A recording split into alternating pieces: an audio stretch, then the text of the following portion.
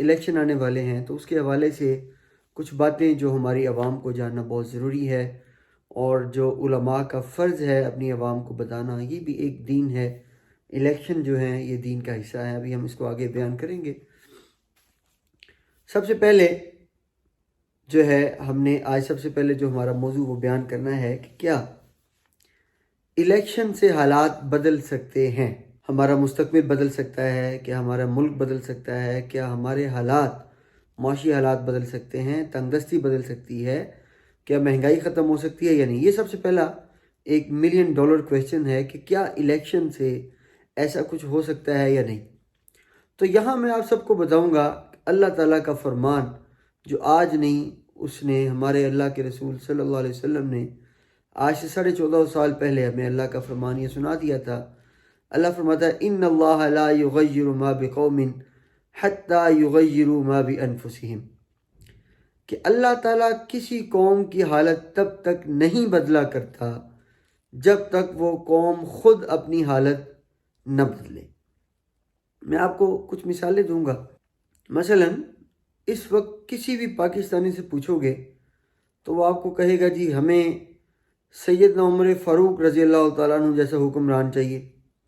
بالکل ٹھیک ہے، ہر ایک کا حق ہے، ہمارا رائٹ ہے کہ ہمارے پاس ایسا حکمران ہو، اور میری دعا ہے کہ اللہ تعالیٰ ہمیں ایسا حکمران عطا کر دے جو واقعی سیدنا عمر فاروق جیسا ہو۔ اسی طرح جب سپہ سالار کی باری آئے تو عوام ہر ایک کی خواہش ہے کہ اس وقت امت مسلمہ کو صلاح الدین ایوبی جیسا سپہ سالار چاہیے۔ بالکل چاہیے، اس میں کوئی شک نہیں، ہمارا حق ہے، امت مسلمہ کی ضرورت ہے اور وقت کا تقاضا بھی ہے۔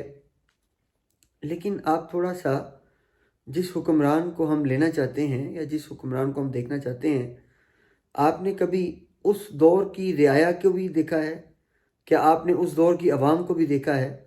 میں آپ کو چند ایک مثالیں دوں گا، اس کے بعد ہمارا مدعا آپ کو سمجھ آ جائے گا کہ کیا الیکشن سے حالات بدلتے ہیں یا ہم نے حالات کو خود بدلنا ہے۔ یہ بڑا ایک امپورٹنٹ کویسچن ہے۔ تو اللہ تعالیٰ کیا فرماتا ہے کہ ان اللہ لا یغیر ما بقوم، اللہ تعالیٰ تب تک کسی قوم کی حالت نہیں بدلا کرتا جب تک جو ہے وہ قوم خود اپنی حالت نہیں بدلتی۔ اب میں آپ کو چند ایک مثالیں دیتا ہوں ہمارے معاشرے کی۔ یہ وہ مثالیں ہیں جو اپنے ارد گرد آپ آسانی سے دیکھ سکتے ہیں، اور پھر آپ خود اندازہ لگائیے گا کہ کیا ہم واقعی سید عمر فاروق جیسا حکمران جو ہے اس کے مستحق ہیں۔ آپ گھر سے باہر نکلیں، اپنے گلی محلے کا صرف ایک صفائی کا حال دیکھ لیں، بس گلی محلے میں ذرا تھوڑا سا سوچنے کی بات ہے کہ گلی محلے میں ہم نکلتے ہیں، عام آبادی میں شاپر کے ڈھیر لگے ہیں، کوڑا کرکٹ پھیلا ہوا ہے، ہر طرف گندگی کے ڈھیر۔ میرا خیال ہے یہ فرشتے تو رکھ کے جاتے نہیں، اور نہ ہی حکمران آ کے جو ہے یہاں گند پھینک کے چلے جاتے ہیں۔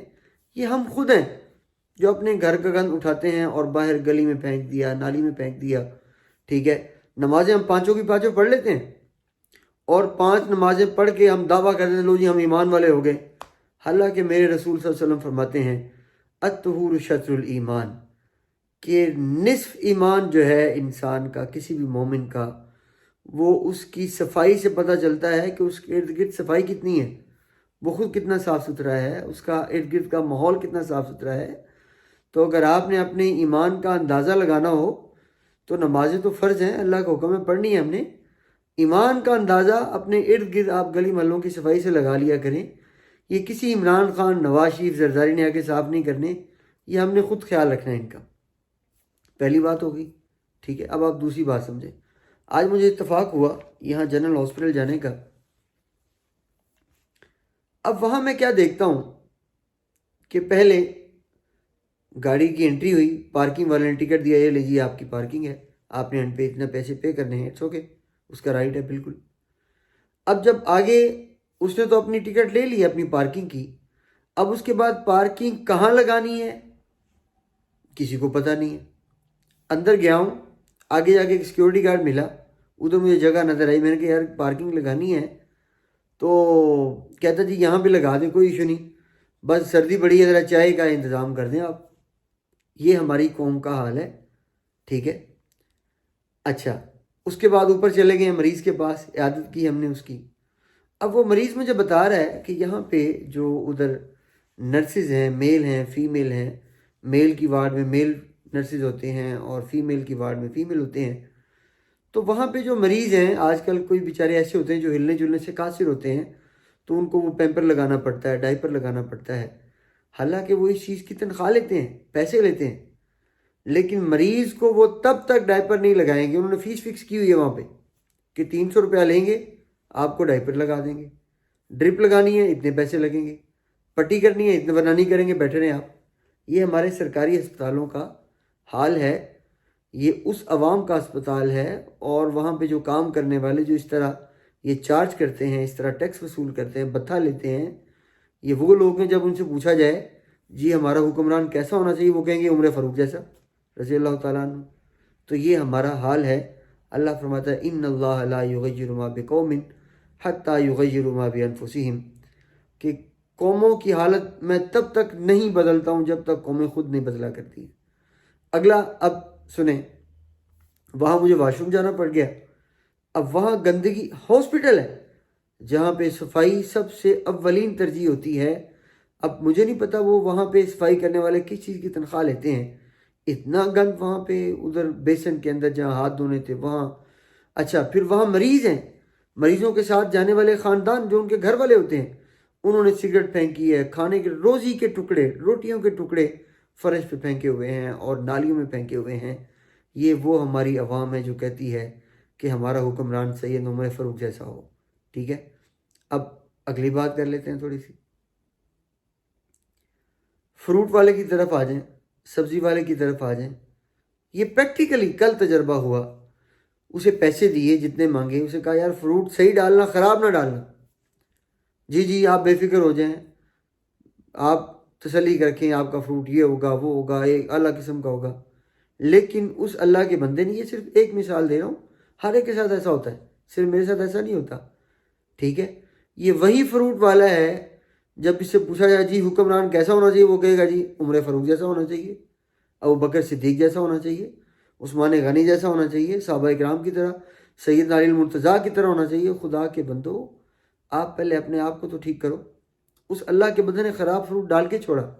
ٹھیک ہے، دودھ والے کو دیکھ لو، آپ کے سامنے ہے۔ ٹھیک ہے، یہ سب وہی لوگ ہیں کہ جو کہتے ہیں جی ہمارا حکمران کیسا ہو، عمر فاروق جیسا ہو۔ ٹھیک ہے، خدا کے بندو یاد رکھ لو، کسی حکمران نے آ کے ہماری حالت نہیں بدلنی ہے۔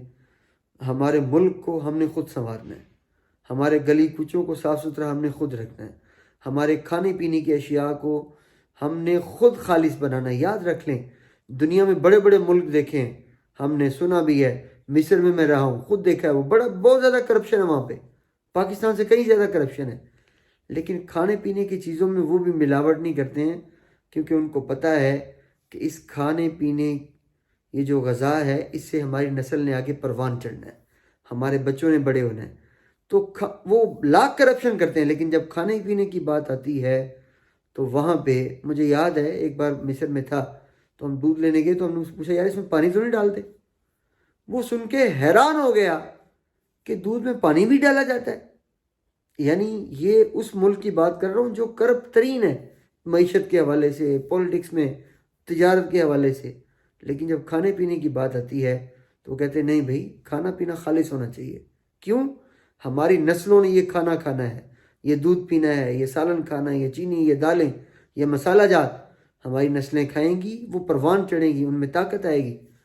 لیکن افسوس در افسوس کہ ہمارے دودھ فروش، ہمارے فروٹ فروش، ہمارے سبزی فروش، ہمارے گوشت فروش، ہمارے یہ مرغی فروش، جتنے لوگ ہیں، نمازیں پانچوں پڑھیں گے، روزے سارے رکھیں گے، سر پہ ٹوپیاں لے لیں گے، بھی رمضان آنے والا ہے، ٹوپیاں بھی سر پہ لے لیتے ہیں، لیکن آپ ان کی اگر کرپشن کو دیکھو، بے ایمانی کو دیکھو، فراڈ کو دیکھو، تو یہاں سے آپ اندازہ لگا لو کہ الیکشن ایک بار کیا، آپ 1000 بار کروا لیں، آپ ہر مہینے الیکشن کروا لیں، لیکن جب تک ہم خود اپنی سوچ کو نہیں بدلیں گے، جب تک ہم خود ایماندار نہیں ہوں گے، بڑے سے بڑا حکمران آ جائے، عمر فاروق رضی اللہ تعالیٰ عنہ دوبارہ بھی آ جائیں گے، جب تک ہم خود نہیں بدلیں گے، ہماری حالت نہیں بدل سکتی ہے۔